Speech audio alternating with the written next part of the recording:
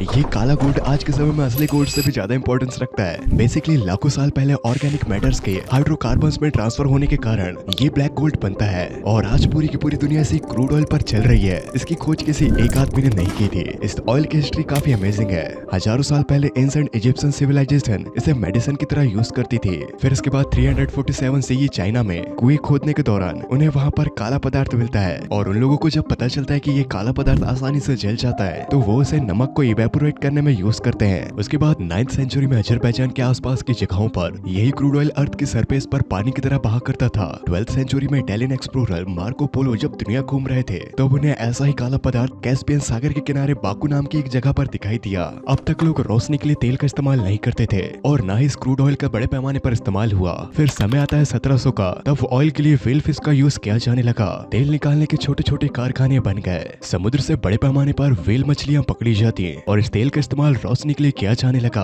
और तब लोगों को तेल की अहमियत समझ आने लगी। और फिर 1846 में कैनेडियन जियो साइंटिस्ट अब्राहम गैसनर ने केरोसिन को डिस्कवर किया और तब रोशनी के लिए केरोसिन का इस्तेमाल किया जाने लगा और साथ ही ये व्हेल ऑयल से सस्ता पड़ता। केरोसिन के आते ही दुनिया में एक नया रेवोल्यूशन आ गया। केरोसिन की वजह से लोग अब रात पे भी सड़कों पर घूमा करते क्योंकि सड़कों पर केरोसिन से जलने वाले लैंप्स लग गए। इससे लोग और तेल के लिए फैसिनेट होने लगे, साथ ही वो और बेहतर तेल की तलाश में लग गए। फिर समय आता है 1858 का। अमेरिका के वेस्टर्न पेंसिल्वेनिया में सॉल्ट वॉल से अचानक से वही काला पदार्थ निकलने लगता है। लोग उसकी गंध को देखकर उसे पेट्रोलियम कहना शुरू कर देते हैं और तब एक बैंकर की नजर इस काले पदार्थ पर पड़ती है। जेम्स इस पेट्रोलियम से पैसा बनाना चाहता था, इसलिए वो अपने दोस्त बेंजामिन जो केमिस्ट्री का एक्सपर्ट था उसे पेट्रोलियम जांच और एनालाइज करने देता है। जहां बेंजामिन को इस काले पदार्थ से चौंका देने वाले राज पता चलते हैं। वो जान चुका था कि अगर पेट्रोलियम का एक्सट्रैक्ट कर लिया गया तो इससे अलग अलग टाइप के फ्यूल बन सकते हैं। और फिर लगभग 1 साल की मेहनत के बाद इन लोगों ने उस क्रूड ऑयल को निकालना सीख लिया और ये ऑयल रेवोल्यूशन अमेरिका में आग की तरफ फैल गया और उसके बाद फिर मिडिल ईस्ट में और फिर शुरू हुआ इस काले गोल्ड का खेल।